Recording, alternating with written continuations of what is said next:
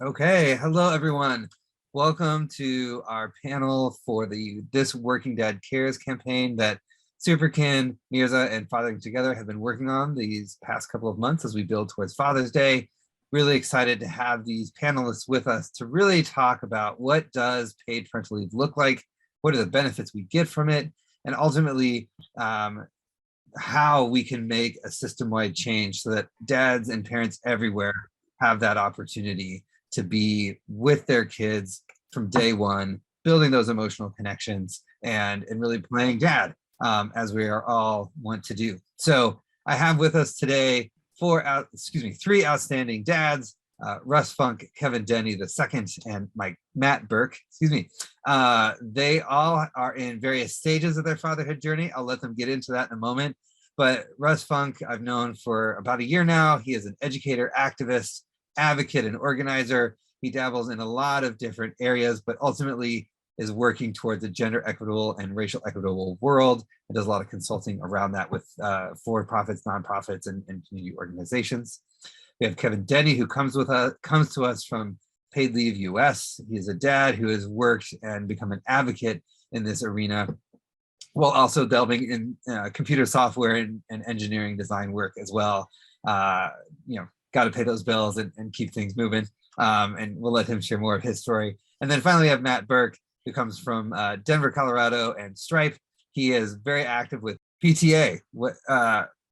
Parents and Tech Alliance. Parents and Tech Alliance. Oh my gosh, I'm so sorry. I totally got a brain fart midweek here. But fierce advocate and storyteller along the lines of how that companies can make space for dads to take that leave and build those systems at home so that they can be advocates in various spaces. So again, if you're just joining us, or if you have questions as the panel goes along, please drop them into the chat. We will get to them as we can, but please keep your cameras off so that we can stay focused on our panelists. Brian, I have to correct you. You're right. Four great dads. I know. I think we're all in agreement with that. Brian, yourself, by the way. Yes, thank you.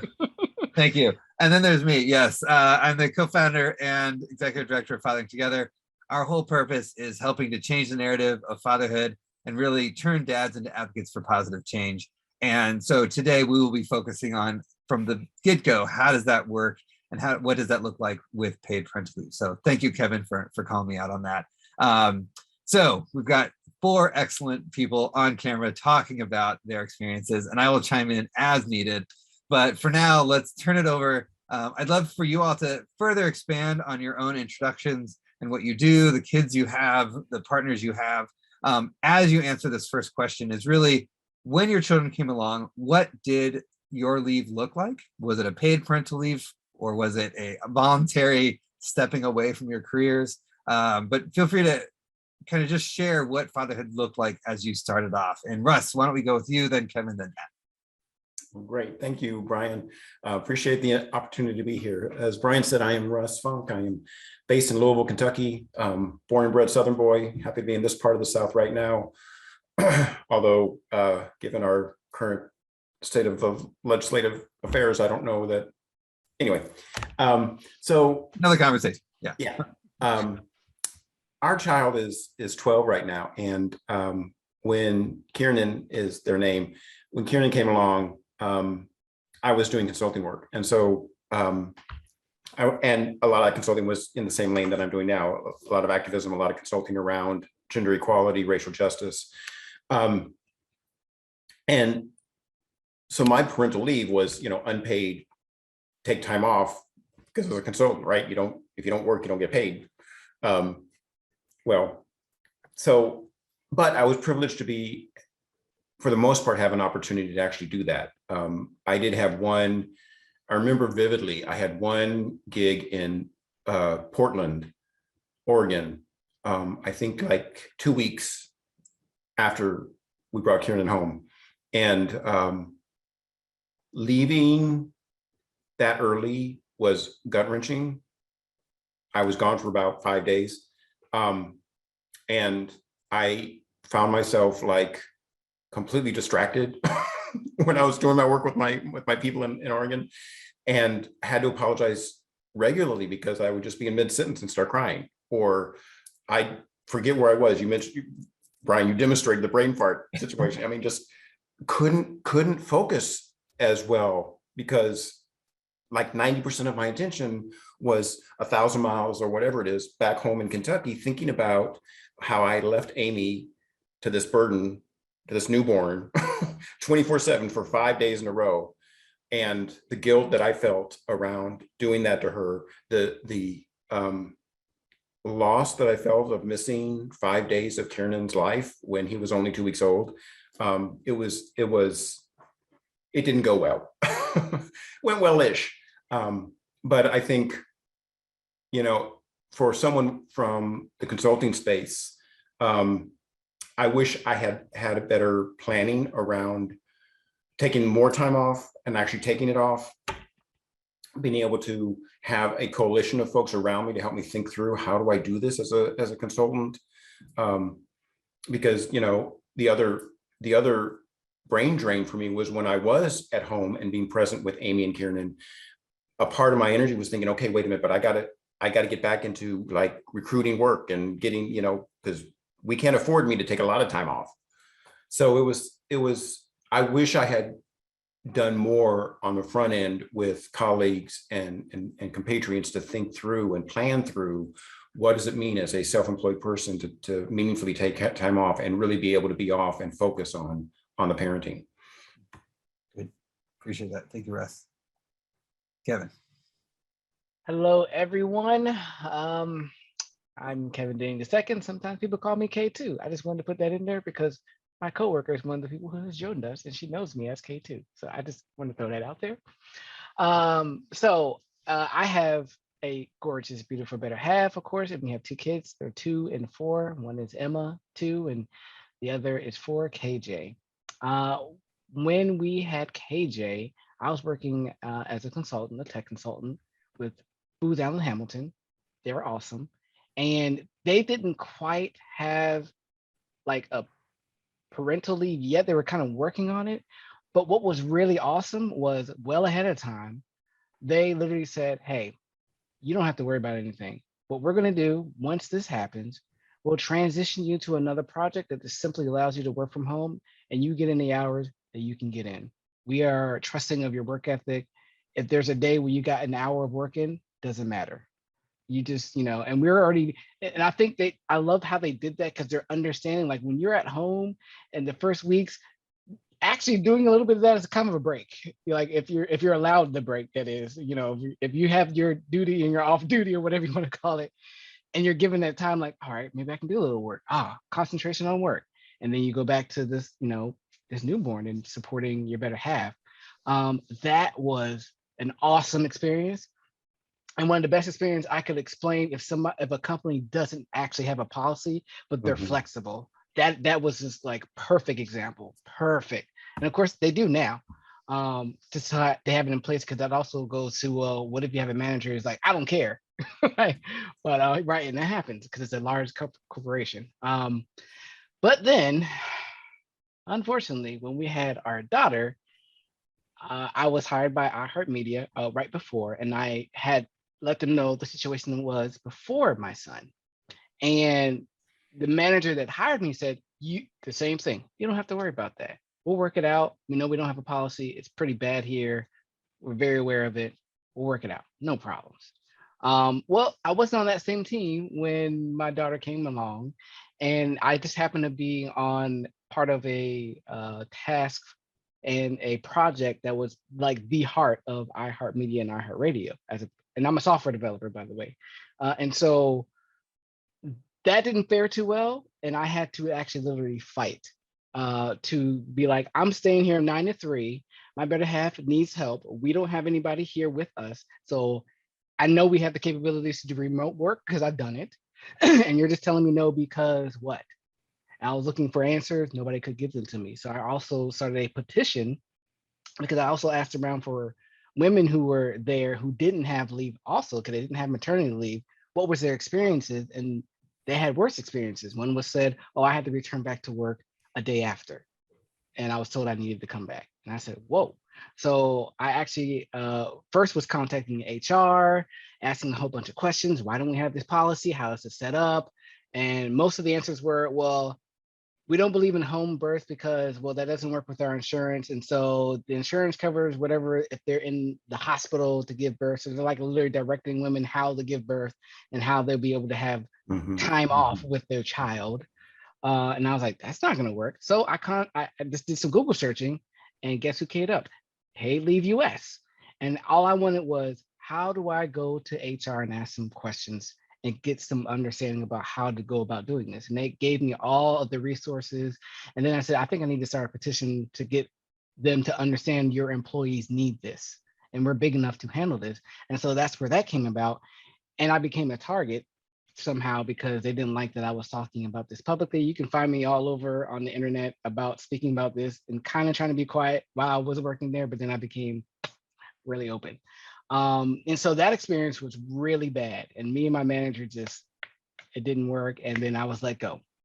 And I was told by many others, like they knew why I was let go, but it was a performance thing. And then a success about that though, 2 years later, or a year and a half later, they have a policy.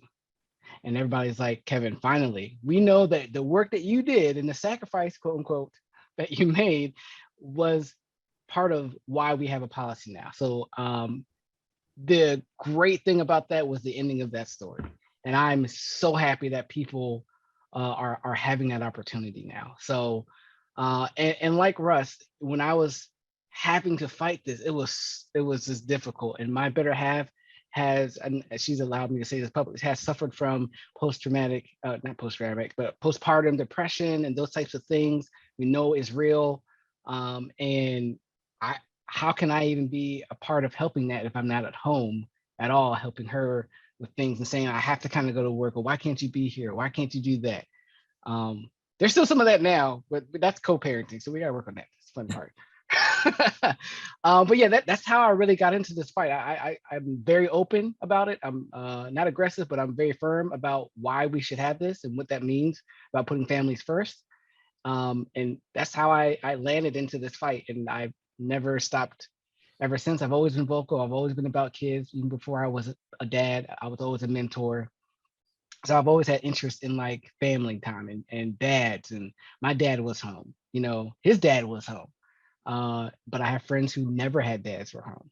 So I totally empathize and sympathize in understanding like how important this topic is. So I think that was everything of the intro, right? Yeah, that covers it. Great. Yeah.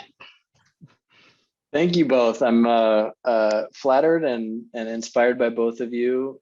Flattered to be included in this conversation. I think both my wife and I were full-time employees at a startup called Thumbtack, which is still in business today, for the birth of our kids. Our daughter Lachlan is 6 now. She just graduated kindergarten last week, and she was the second child born at Thumbtack. So before that, they had no policy that was formalized.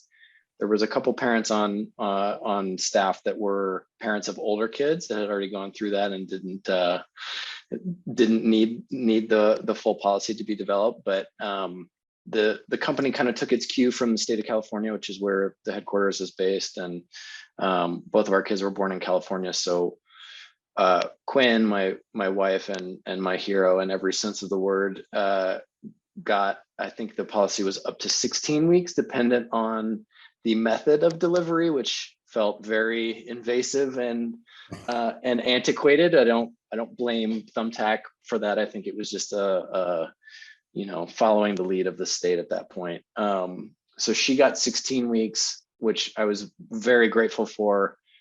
On the tail end of it, not knowing, before you have your first kid, you don't really know what to expect. And for me, I took a month. I got a month off, and we had unlimited vacation, so it could have been extended if need be. But it felt like things were going pretty smoothly, and I was ready to get back to work, and probably felt the pangs of the world at work would never go on without me. That's so insane to say out loud, knowing that it certainly will. When Russ was speaking, it really resonated with me, because I felt like when I went back for at least 6 months, it was, I can be good as a dad, I can be good as a parent, I can be good as a employee, but never at the same time, and never for more than 20 minutes at any given moment. So when our son Liam was born, 2 years after that, they had expanded the parental leave for non-childbearing parents to 8 weeks, which was a definite improvement. And I took a month at the beginning, and then a month later around the holidays to kind of get, I think, like 10 weeks or something like that total with the Christmas and New Year's holiday. But after our daughter was born, I was approached by our people team and asked if I wanted to found a parents ERG at Thumbtack. And I was like, well, we have a leave policy. What do we need that for? We don't need protections. We're not, being persecuted or anything like that. And I couldn't have been more wrong in my naivete. I think creating that community and having that support system in place just for informal discussions with other parents was instrumental in my fatherhood journey. But then through that, I got plugged in with some folks at the Parents in Tech Alliance, and we decided to make it an actual 501c6 organization, nonprofit, to help other companies and other parents in tech make the most of their experience and figure out how to navigate all of the red tape and loopholes. And one of the things that I was fortunate enough to do in my time before I moved to Stripe was work with paid leave in the US to get Thumbtack's policy universal 16 weeks for all parents, adoptive, childbearing, non-childbearing. So that's been my journey. I don't know if I missed anything, but I think, Brian, we can hand it back to you.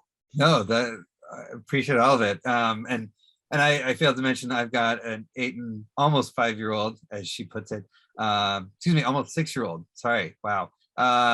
What a week. At my house, 2 girls that are very spirited and are going to be setting the world on fire in many different ways. So stay tuned for their energy and their feminism, which I encourage and love every moment, unless it's directed at me. And then we have an educational conversation that is often a two-way street of how can I be a better dad, but how can they be better listeners and all that fun stuff.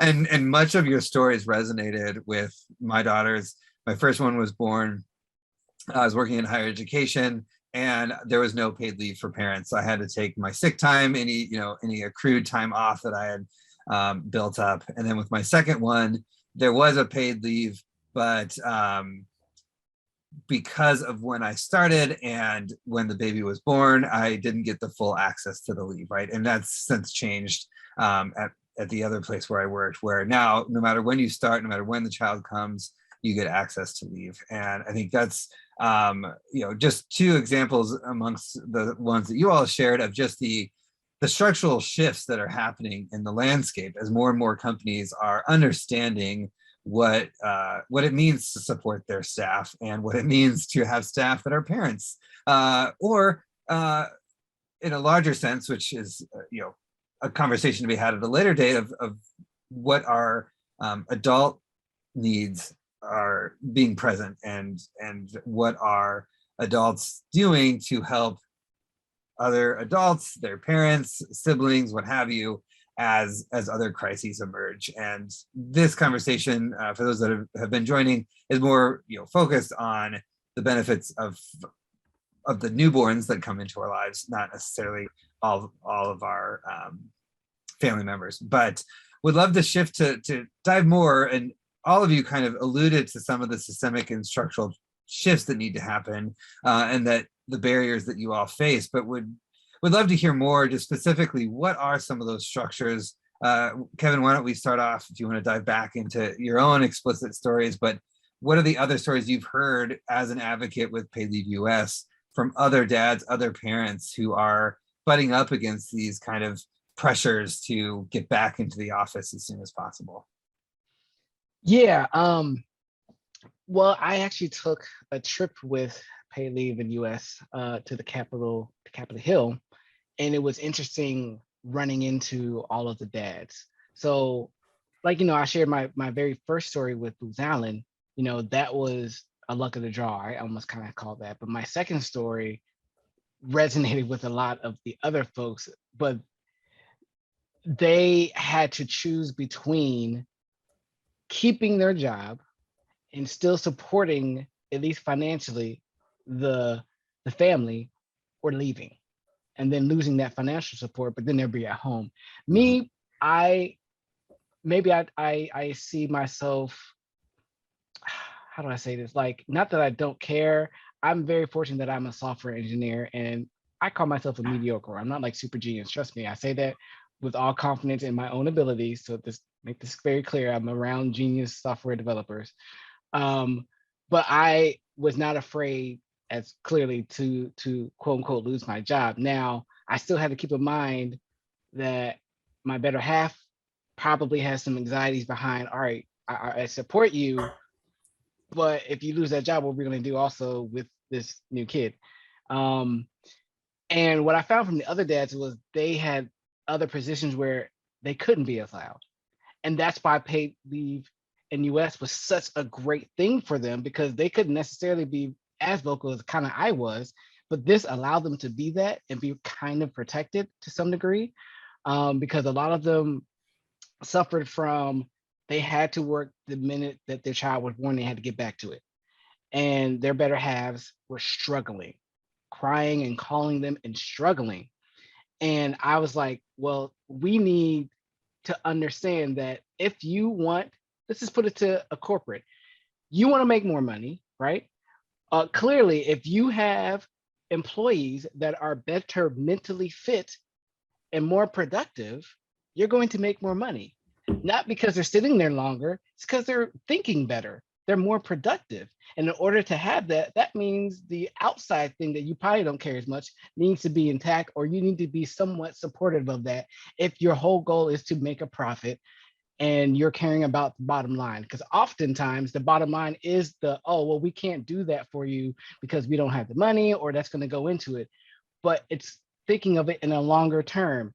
If I'm supporting you and I'm able to feed a little bit more upfront, pay now, I'm sure I'll benefit later. And I have a mantra even with eating. It's pay now or pay later. Sure, you don't want to eat your vegetables or fruits right now, you're going to pay later for that. Trust me, don't worry.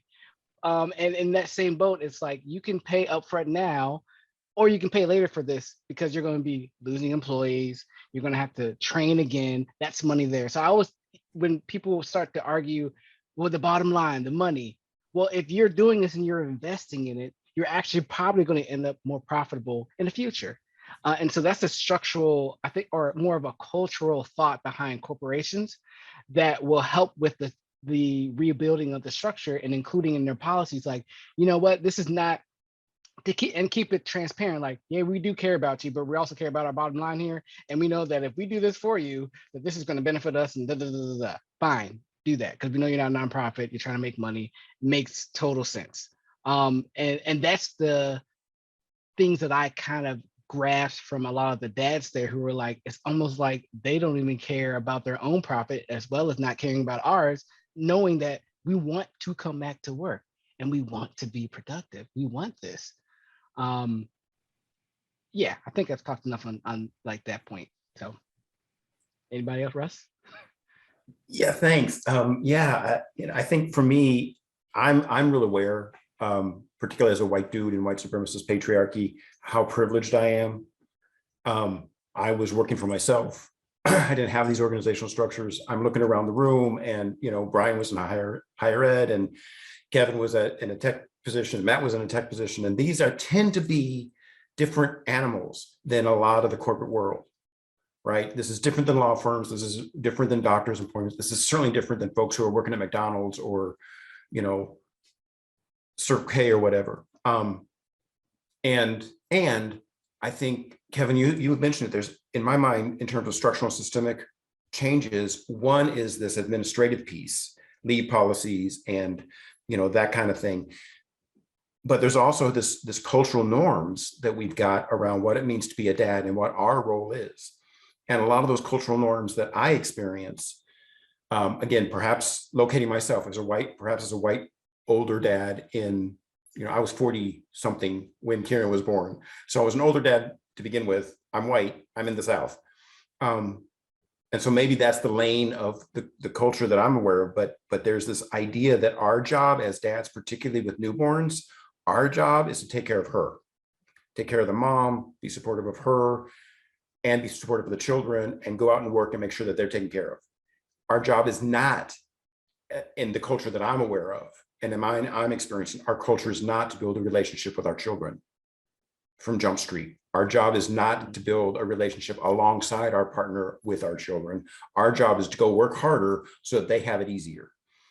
And that's a cultural thing that I think the evidence suggests is worldwide, right? So there are countries, Canada, Australia, New Zealand, where moms and dads get equal parental leave, and dads don't take the leave that is accessible to them, that they have access to.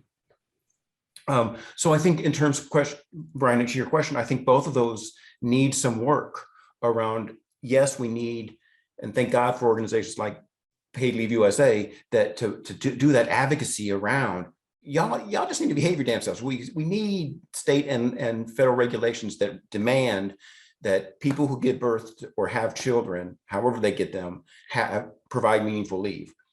And as male type people, we got to do the cultural work with each other around becoming a father is a transformative experience for us too. And I don't want to dilute, Kevin, to your point, I don't want to dilute the work that moms do in terms of pregnancy and birthing. Amy was in labor for 30 hours. I got nothing, right? I got nothing to say to that. And in terms of the birthing moment, my tendency was to focus more on rubbing her back, rubbing her feet, giving her ice chips, doing all the things, and forgetting that I was going through a moment too. And thank God for our doula who kept bringing me back. It's like, Russ, check in with yourself. This is an experience. This is your experience too, man. Thank you for supporting Amy so well. And check in with your own self. What's happening with you? Live this moment. I don't think we as dads, we as male type people are encouraged to have those experiences at birth or soon thereafter. And I think that there's a significant amount of cultural change that we need to do alongside the structural systemic change that is still so needed in this country. Doulas are awesome. Yes. Anything to add, Matt? Oh my gosh. I mean, one of the things that I sort of took upon myself as the lead of the Parents ERG at Thumbtack was finding the dads whose partners were pregnant, the expecting dads, and making sure that they were taking the maximum amount of leave possible.. Whatever that looks like, whether it's all at once, chunking it up like I did with our second, because to both Kenny and Russ's points, you can have a year-long leave and that'd be amazing, but if you don't actually take it, then what are you doing? You know, everybody's reality and everybody's situation is different. You should absolutely figure out the right way to do it for you and your partner and your family. But for me, it was finding executives, managers. A parent shouldn't have to win the boss or the manager lottery to get access or have the ability to experience this transformative time in your life to the fullest. So I found those allies, found those like-minded male executives that were currying a little bit of favor within the company that could kind of help, you know, not peer pressure, but say like, hey, you need to take your full leave, whatever it looks like. You just need to make sure you do it so that you're leading by example, and then other people feel enabled and empowered to take the full leave as well. I reach out to Paid Leave in the US, reach out to us at the Parents in Tech Alliance. We're happy to help no matter what industry it is. It doesn't have to just be tech workers for us personally, but helping with resources, connections, networking, whatever we can do to help. I think it's important that we as males in this country, you know, don't feel like we need to follow the lead of other men that aren't doing it right. I think that's part of the reason why the four of us are here, is to help be the men on the inside that are helping to drive some of this change so that we can attack it culturally, because the legislative piece has proven to be slow at best. And I think even if it does come to fruition at some point, we need to put teeth behind it. We need to put the muscle behind it to support these childbearing heroes of ours that we're fortunate enough to be partnered with. Yeah, I want to echo Yes. the peer support, because I just thinking of my personal time at iHeartMedia with that particular thing. I even started if anybody's familiar with Slack, and I started a Slack group about paid family leave, and I was telling everybody what I was doing, what my manager would say to me, and I was like, no, I'm doing this. No, 9 to 3, it's fine, because I've even looked up our policies behind what remote work was. I looked up other policies of other projects, how this worked. I'm still trying to understand, why am I unable to do these things when I'm at home? And nobody could give me an answer. And so what I decided was, I'm choosing my family over this, and I'm still going to get my work done. Now, if you want to point to the fact that, oh, we don't like the way you're doing it, fine. But if I'm not getting my work, then that's another thing, if you want to go down that route. And yeah, I want to just echo that, being the example, right? Because also, like you said, man, we don't know everybody's situation. I don't know that if this person lost their job, that they could get another one. I don't know any of that. So if I know that I can kind of, to some degree, be that, I don't want to say sacrificial lamb or something, and put forth that effort, I'm going to do that, and make sure that also my better half knows why I'm doing this, that not to worry, I'm in a better position than many other people who can do this. I'm going to put forth my effort, and I'm going to go with it. And, being let go from iHeartMedia was like the best thing ever in my life, because it has catapulted me to other areas of things that I've been wanting to do. And I had now the time to do them, and I was at home, and I had saved up. This all was in the middle of the pandemic. All things worked out for the good. I even turned down jobs. That my wife was like, "We're going back to the East Coast." I'm like, "Yeah, you won't pay those that East Coast money right now, really?" I don't know. We just so, but now I'm just echoing the fact of being an example, because other people just don't have the fortitude to do that, and that's also being empathetic towards other folks who are like, I really can't say much, but don't worry. You know what? I got us if I can, and just support me however you can. Let's do this. And so I think that's an excellent point. Did you have something to add, Russ, before we move to the next question? Okay. I just want to say I appreciate all the points that you're talking about, that you all have brought up, in terms of just the workplace culture and the expectations universally that men are breadwinners, and we have to be breadwinners, and all our job is to create a financial support system for our families. And that's just very archaic, especially coming through this pandemic, that we've all had to, step into new roles. And many of the dads I've talked with at Fathering Together in other spaces have talked about the renewed life that they felt as dads, having their lunch break, quote unquote, in the backyard playing catch, or doing chalk drawings on the sidewalk right after work, instead of having an hour-long commute. And a lot of these new experiences are dads realizing there's more to life than just the paycheck. And those dads that do dive into the paycheck, there's a disconnect, right? There's an emotional wedge that forms. And I love my job, but at the end of the day, it's a job with a paycheck attached to it, and it's not a hug, or it's not a feel-good moment with somebody. And when that wedge starts to dig deeper, we see dads disconnecting, we see struggles in family units. Mhm. So to have that, as you were saying, Matt, putting that pressure of like, if you don't take it, why not, right? Like, what are you doing with free time that your company is giving you, right? Quote unquote, and heavy quotes on free time, because there's no free time at home, right? So I'm wondering, as some of you have started to allude, what are those strategies that you've seen? Russ, from the consulting side, stepping into a company and helping them kind of rethink some things, but also from Matt and Kevin on the inside, what are the strategies that you've seen work effectively firsthand?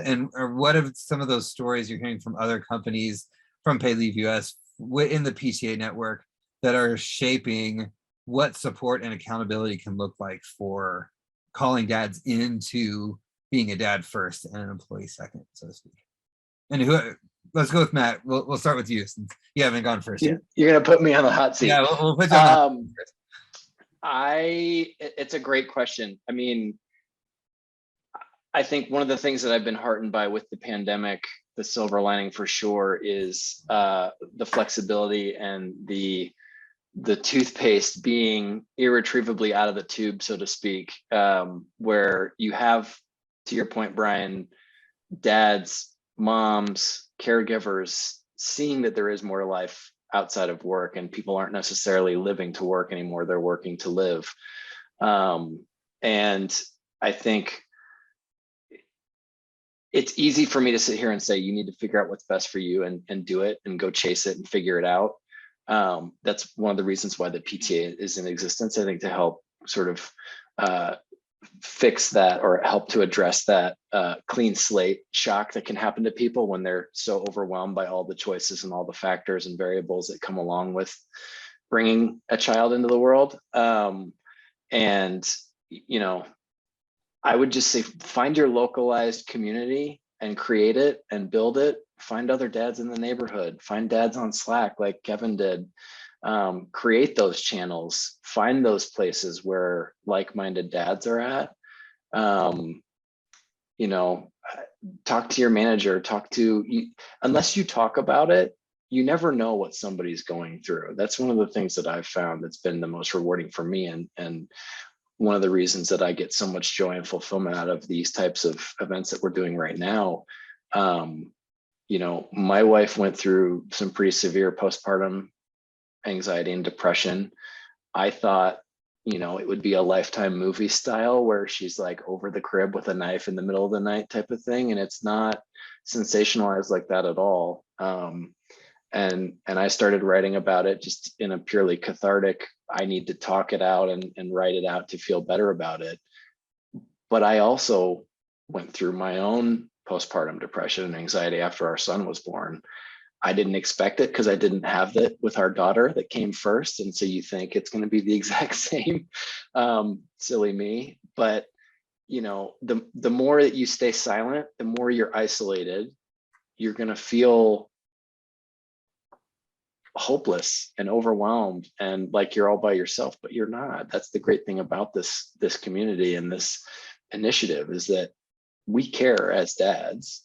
We know we need to be the forces of change within our organizations and within wherever we're inhabiting, whether it's neighborhood, family, business, whatever the case may be. But we just need to be vulnerable and to speak out and to break that cycle of, you know, the antiquated breadwinner that never talks to his kids and never talks about all the feelings and emotions that come along with this area of life. This is the most challenging and the most fulfilling job that I've ever had. And some days it has me on my knees in tears, and other days it has me screaming from the mountaintops and excited and happy to be a dad. But it's important to talk about it. Love that. Appreciate it. Yes, sir, Kevin. So, sure, I'll go. Just to echo like the kind of the importance of like talking to your managers. That's when I was at, I like using that. Well, I use both. Even I heard like an example of how it went wrong. Booz Allen was an example of how it went right. And I just would talk to them. They were empathetic. They knew things were coming. They also, you know, when you're talking and communicating, it allows people to go, I mean, in a sense, like they're thinking, oh, does this person deserve it? Even though that's a bad way of thinking of it, but like, oh, we know that Kevin is a hard worker. We know that he's going to do whatever he needs to do. We got to think of a way to make sure we're still supporting him and communicating like to him that we support him, and him communicating to us what he's going to need when this child is born. So yeah, that communication with whoever and talking about it is so important. And yeah, it also will break the mold of kind of, sometimes I think there's like a shame that comes in being a dad that like is working, but they want to also be hands-on, and mom is needing the support, but we don't know what to do with this feeling. It's like, well, most people are like, oh, I'm just gonna work and da da da da. But you're also fighting this grain of, no, I actually want to be at home with my kids. I kind of like, actually want to be a stay-at-home dad. Does that sound weird? Like, because you say that out loud and people are like, stay-at-home dad, why would you want to do that? Oh my god. But I am very much like a Reading Rainbow, Mr. Rogers kind of dad. I am the dad that will be walking down our neighborhood and, hey, you got a doggy? Because my 2-year-old loves doggies. Can we train her to, walk up and approach a doggy the right way? Do it with every dog. And now she's learning, oh, that doggy's not happy. I'll just say hi. Okay, that doggy's nice. And also the importance of them knowing our neighbors, right? I mean, the climate that we're in and things that have happened. I let my wife know all the time. She's not the most talkative person with people outside of the house unless she knows them. Me, I'm this opposite. 'Cause it's more about my children's safety. Honestly, like I know this neighbor down the street. This neighbor knows what at least they look like. If something happens, they can call. These types of things, and that kind of being very communicative is what us dads aren't necessarily used to, because my dad wasn't necessarily like that. I'll say my mom, I am the parent that my mom is, but the discipline that my dad have. Because my dad be like, oh, those knucklehead kids, I don't want them. Oh man. But my mom's like, bring all your friends over. Bring them all to the house. Come on. My dad, that's my dad, Marine dad. And just bringing it back to being an employer somewhere, that communication about gaining the empathy, that really sets forth how somebody else will think about other employees who may not be as communicative, but they're thinking already ahead, like, hey, I remember you sharing with me that, oh, you guys are about to have a second child. How are we planning about you needing to be at home? How can we also support you in taking that leave off? Now, see, look, the employee didn't have to have that conversation because their supervisor was already ahead of the game. And that, I think, will also cut into the culture of how we see us as men or male figures and dads in the house. I need to be home more and not less, and not be overworked. Because if we're overworked and we go home and she's overworked or partner's overworked, we have a disaster on our hands. And who else is most affected? That child, that newborn is most affected, right? So, Russ, anything? I want to hold up and appreciate a part of the conversation that I think needs to be explicated. And that is, in this whole conversation, particularly around childbirth and early childcare, the need to focus on dads without censoring dads. And I think that's the conversation that I've heard us all talk about is, really, it's still moms who are doing all the work. We want to focus on dads and engage dads, but one of the challenges that I experience in this work is there's a whole nother community of fathers who are talking about fathers' rights and trying to push out moms. And we're not doing that. And I think there's a really critical difference around how we are talking about this in a way that continues to send, again, especially around childbirth and those early days, when it's just so much harder, so differently hard for moms. And all of us are saying, we want to keep that at the center. And especially collectively, we are smart enough and hearted enough to be able to hold both hands.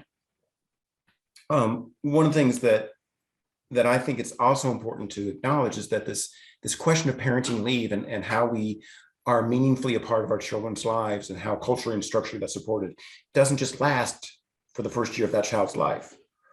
I shared earlier before we actually started the panel is that during the summer when my child is out of the school for the summer, I am blessed to be able to shift my job so that I'm off for 2 days a week at home with my child, with our child. And Amy is able to shift her job so that she is off on 2 days a week to be with our child. And then 1 day a week, he's with Camp Grandma. unless he's in other camp, a more structured camp. So, you know, we're blessed to be able to do that. But to a point that Brian made earlier, how valuable would, you know, our job as parents, I know it's going to last forever, but the bulk of the work is only 18 years. I got 50 something years to be in a career track. At most, I got 18 years to be a part of my child's life in this kind of way. So yes, I'm going to prioritize this right now. And maybe my consulting work isn't as successful as some people think it should be, or as it could be, because no, I'm taking 2 days off every summer to be with my child and have that relationship. And I think that question is, you know, what are the cultural and social supports and structural supports to allow more than just the privileged few to be able to do that if they want to. And so this whole notion of how do we, and I agree with Matt, you know, the last 2 years of the pandemic, I think has allowed individuals to experience, oh, maybe I want to get off that career path because that's just crazy making. But also businesses to understand that there's a different way to do our business model that is both more attentive to the human experience of being a cog in this wheel. And I think being a father is part of that human, being a male parent is part of that human experience. I really appreciate what both Kevin and Matt have suggested about being an out model, and, you know, not just doing this on my own, but how do I put it out in the world that this is a way to do this. Early on, one of the things that I borrowed from my own experience to work with hospitals on was noticing that when we know the value of skin to skin contact in terms of bonding, we know what the research says about not only does skin to skin contact improve the bonding between parent and child, it improves the connection between parent and parent, right? And so my own experience was, you know, when they cleaned up Kieran after the birth and brought him in for nursing, they were helping her take her top off to be able to get ready to latch. And they left me shirted up, gowned up, gloved, you know. And I was like, wait, if we know that skin to skin contact is important, I need to get down to my skin to hold my baby for the first time.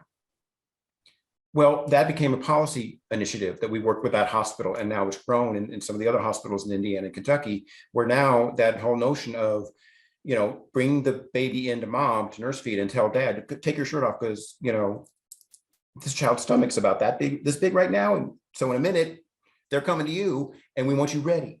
And this is why. So that whole kind of conversation around why skin to skin contact is important, what this is going to do for you as a dad, what this does to your endorphins and your, I'm not a brain scientist, but all that brain stuff that gets kicked into gear when you're holding your baby skin to skin for the first time, and what that means for you as a human being, for you as a dad, for you as a partner.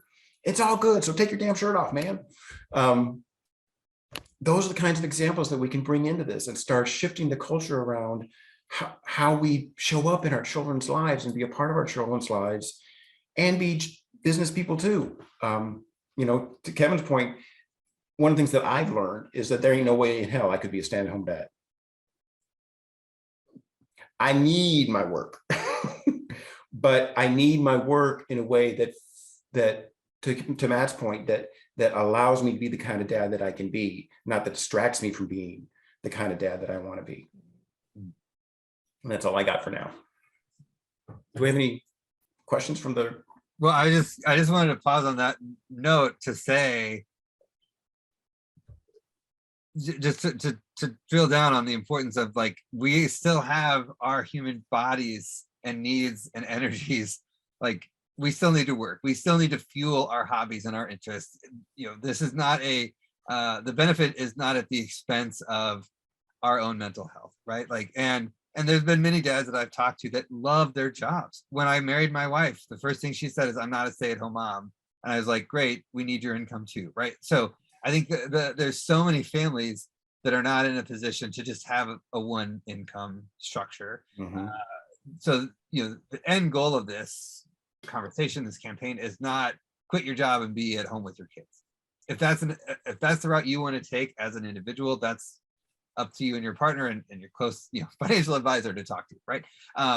But it is to Matt's point, and some of what you were saying, Kevin, too, of how are you balancing that? How are you finding support systems in the office? How are you building those ERGs and communities within the company to address the needs that are being met, whether that's a parenting ERG or some other form of that. Maybe it's a subcommittee on just dads where, you know, a corporate leader sits on that committee and says, hey, I'm the VP and I still leave at 3 to be the Little League coach. I expect that of my staff as well, right? To create that company culture and accountability and that flexibility in the workspace. But to your point, Taras, of like, what are the other policies that need to address what we know?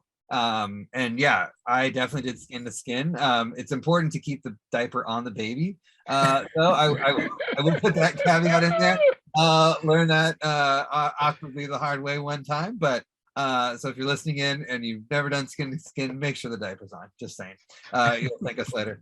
But anyway, yeah. So anyway, we're getting close to time, and I don't want to keep talking. I want to get back. Is there any closing comments or anything that we didn't get to that you wanted to make sure that, you know, listeners hear before we sign off today?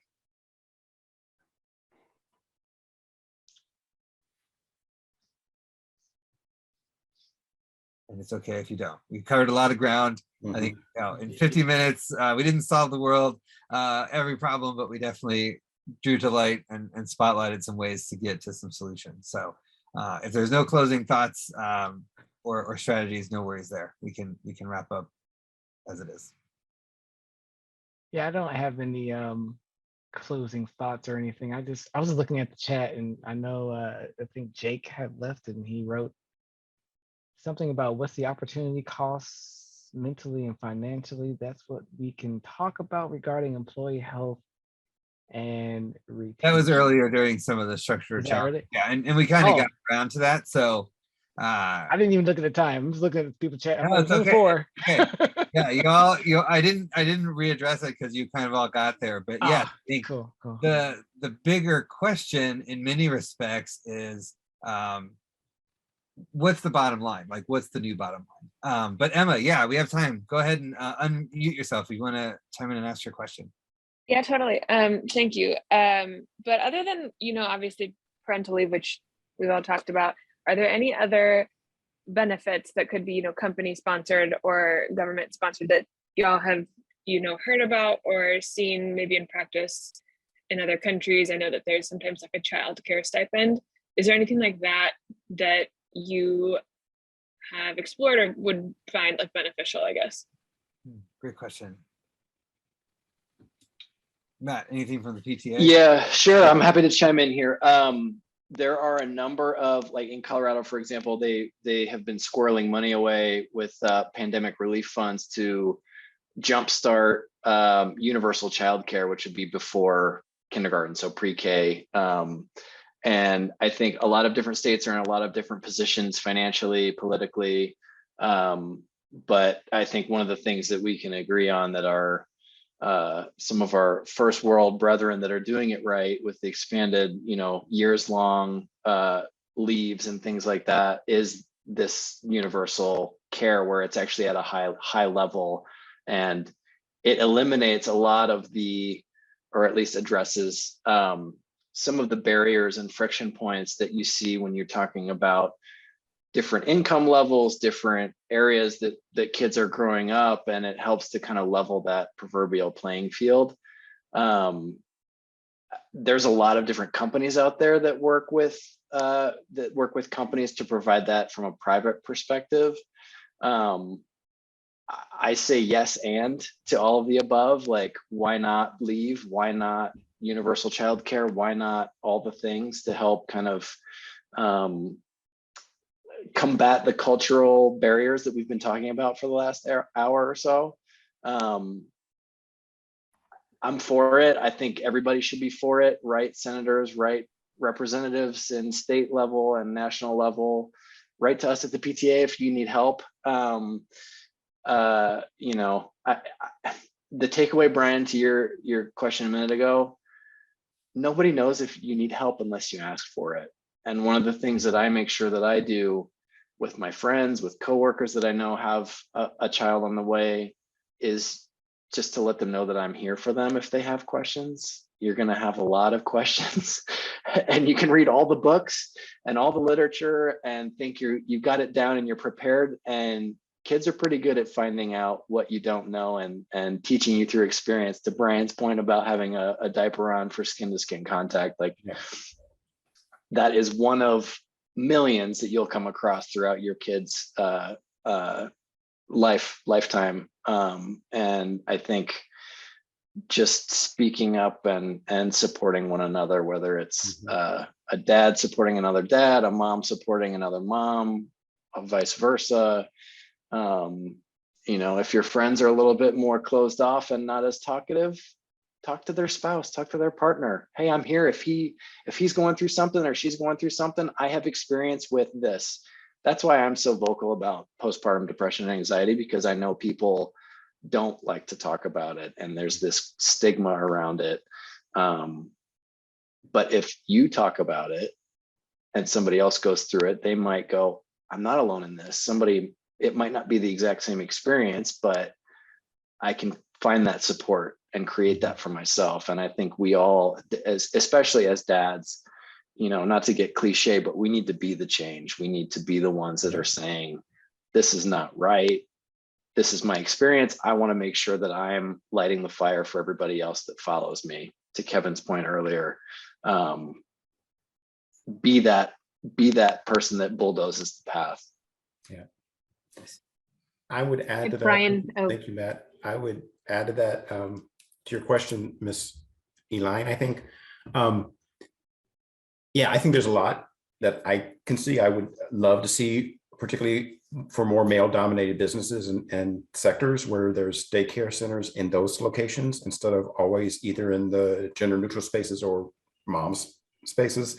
I know my own experience of, and this has been a while, it's 12 years ago, but my own experience of my role in the birthing room was still very much in line with the coach.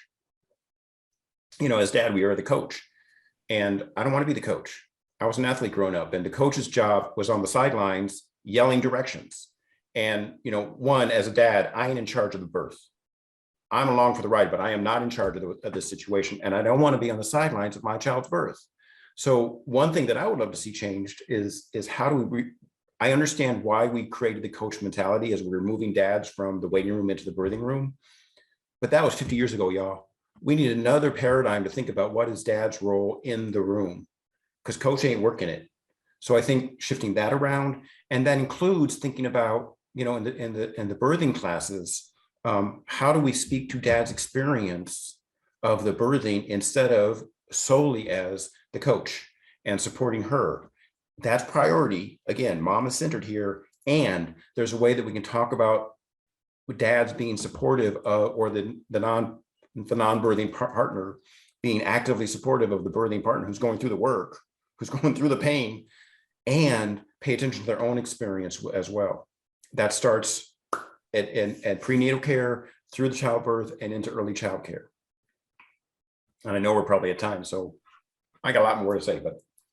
Yeah, no, thank you. And Emma, there are, Miriam put some comments in the chat as well, and happy to connect afterwards, but unfortunately we are right at an hour. So I want to make sure to thank everyone who's listened, who's been a part of this conversation on the sidelines, but to our illustrious volunteer panelists and the experiences that you've shared. Thank you for being so open and vulnerable in what you've gone through as fathers, and really helping to shine a light on new ways that dads can be dads, as well as all the other things that we've been doing in our history. So on behalf of Fathering Together, Superkin, and Mirza, thank you all for being a part of this conversation. We look forward to many conversations down the road. We've got one on June 14th focused on the lighter side of fatherhood. How do you take the time this summer to have adventures with your kids, both out in nature, in the wilderness, but also at your local library, or doing arts and crafts in your kitchen. So stay tuned for that on June 14th. Hope to see you there. And again, thank you all for being a part of this conversation, and let's keep the conversation and the stories going offline. Thank you. Bye, everyone.